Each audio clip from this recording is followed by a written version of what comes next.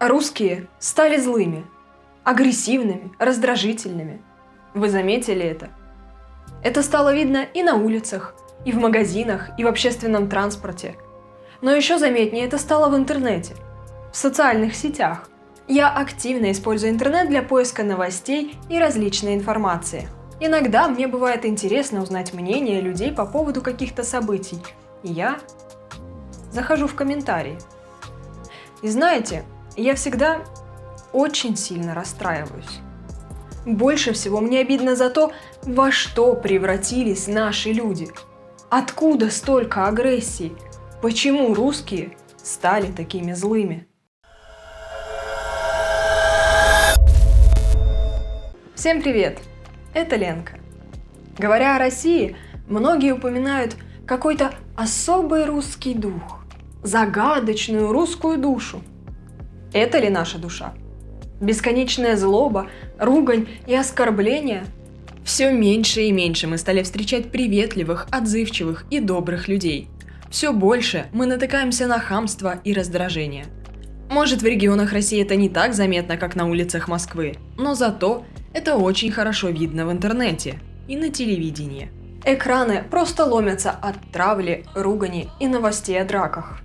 Чиновники то и дело обещают всех избить и пальцы поломать. Тверские школьницы избили одноклассницу. Водитель маршрутки напал на таксиста и многое-многое другое.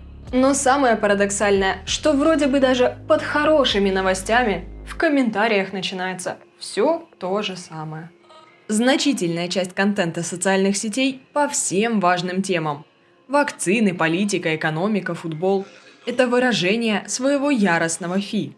В комментариях под новостями желают смерти пользователям электросамокатов, радуются пропаже блогера Саши Спилберг и черенкам от швабры в учреждениях ФСИН.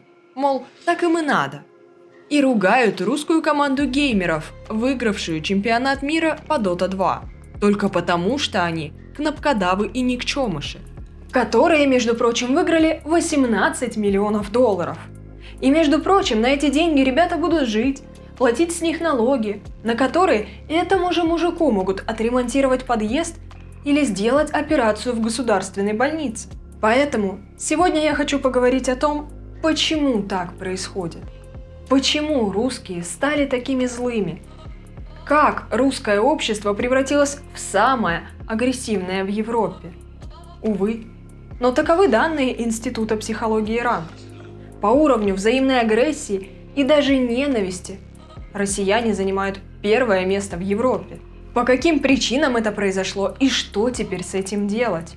Чего пытаются добиться люди, постоянно пишущие оскорбления? Как реагировать на их поведение? И может ли что-то изменить более строгое обучение и воспитание? Многим кажется, что причина тому – бедность и нищета населения. Люди не могут прокормить семью, живут в стрессе и выплескивают этот стресс на окружающих. Но это не всегда так. Большое число бедных людей ведет себя не так агрессивно, как от них ожидают. Если бы нищета обязательно провоцировала агрессию, у нас бы давно произошла революция.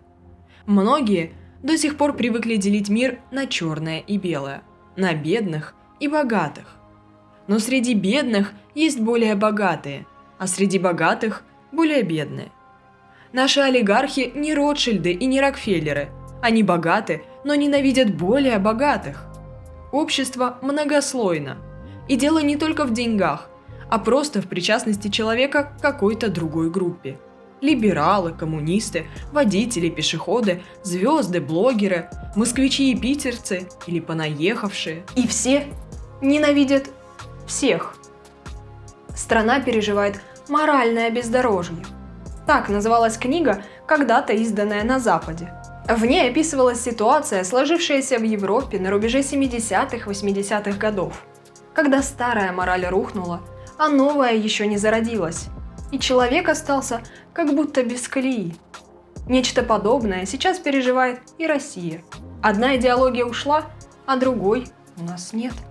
У людей в головах вакуум, из-за чего они очень легко поддаются манипуляциям. Говорили любить Сталина, все любили. Сказали ненавидеть, стали ненавидеть. Сказали надо строить капитализм, ну что надо так надо, будем строить. А сейчас что? Что сейчас делать? Любой раскол – политический, религиозный, национальный, по цвету кожи, возрасту, полу и так далее – способствует агрессии. В современном обществе человек испытывает некие угрозы, внутренние тревоги и страхи от того, что он теряет что-то – идентификацию, славу, престиж, место в иерархии. Агрессия в неосознанном человеке – это одна из лучших форм защиты своего «я» на личностном уровне. Кажется, что агрессия – это эмоция негативная. Это так. Но на самом деле не так уж много вещей вызывают наш подлинный, истинный гнев. Значительно чаще агрессию лишь выражают с целью морального самолюбования. Оскорбление других в социальных сетях – это стремление возвыситься. А так как реальных поводов для поднятия самооценки нет, то чтобы возвысить себя, следует унизить оппонента. Чем глупее выставишь соперника, тем умнее будешь выглядеть сам. Мы переживаем, когда собеседник критикует нас, наше мнение. Мы ведемся на оскорбление и начинаем оскорблять в ответ. Не стоит. Не ведитесь на манипуляцию. Практически всегда это нападки несчастных людей с низкой самооценкой, которые просто хотят повысить ее за ваш счет. Их слова чаще всего не имеют никакого отношения к предмету спора. Они не высказывают конкретных замечаний по делу, не говорят о фактах, а сразу переходят на личности. Начинают с оскорблений и попытки принизить оппонента в своих глазах и глазах окружающих.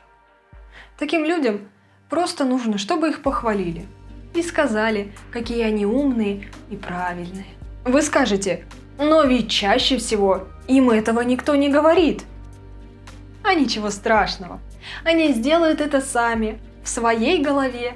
Напишут какую-нибудь ядовитую колкость и будут думать, какие они классные и остроумные. Пожалейте таких людей.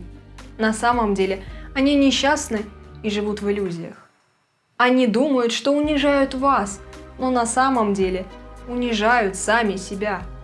Они как бы говорят, я не могу бороться с кем-то, кто стоит со мной на одном уровне. Я буду чувствовать себя уверенно только со слабым соперником. Они ненавидят вас только потому, что не любят себя. Масло в огонь подливают и фоточки в Инстаграм, и ролики в YouTube, показывающие богатую жизнь преуспевающих людей. Да, зачастую лживую. Но остальные, смотря на это, чувствуют себя неудачниками и озлобляются.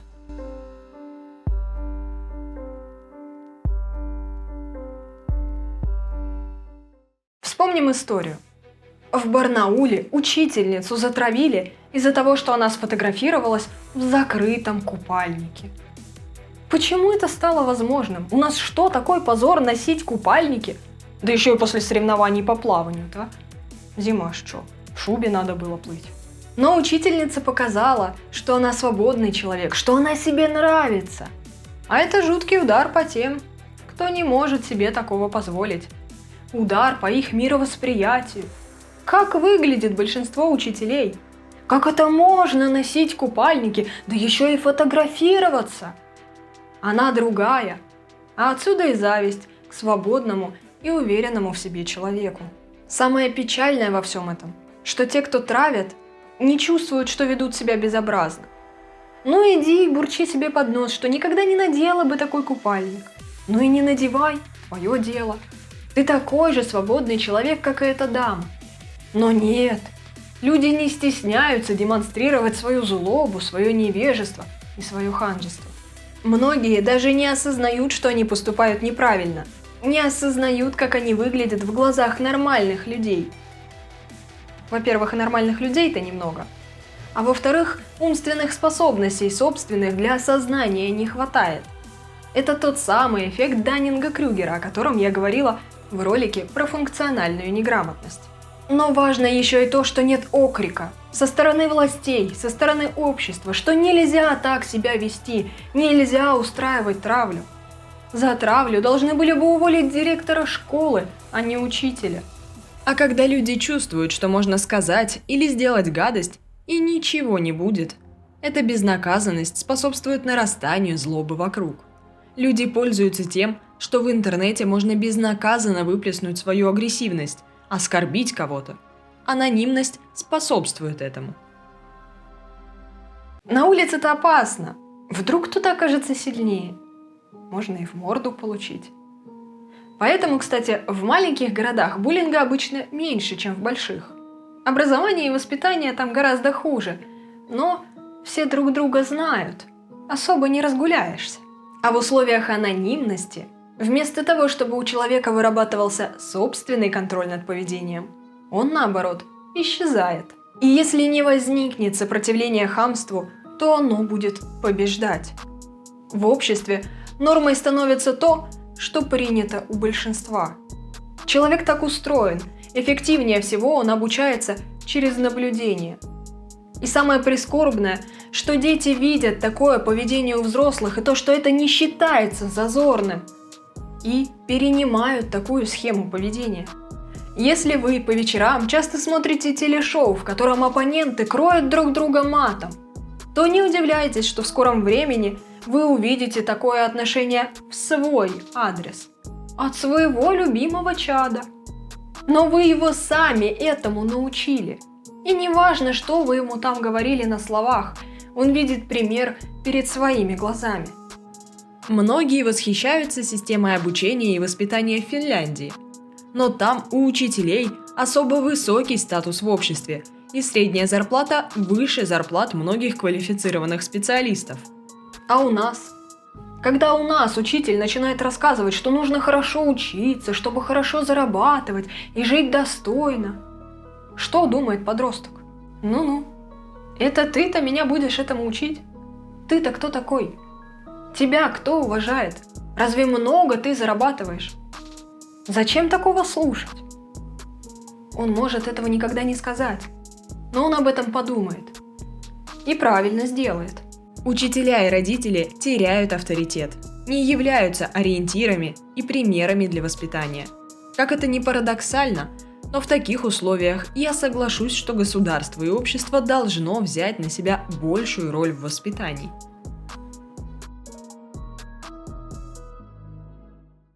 А как вы думаете, если постоянно показывать подросткам массовые расстрелы в школах и то, как их сверстники прыгают с крыш, то таких случаев станет меньше или больше?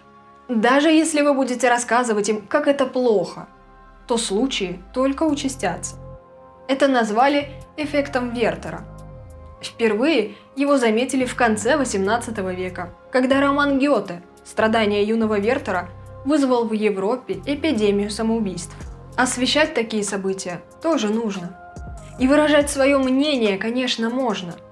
Но материться и сыпать оскорблениями нельзя ни на улице, ни в сети, ни на телевидении.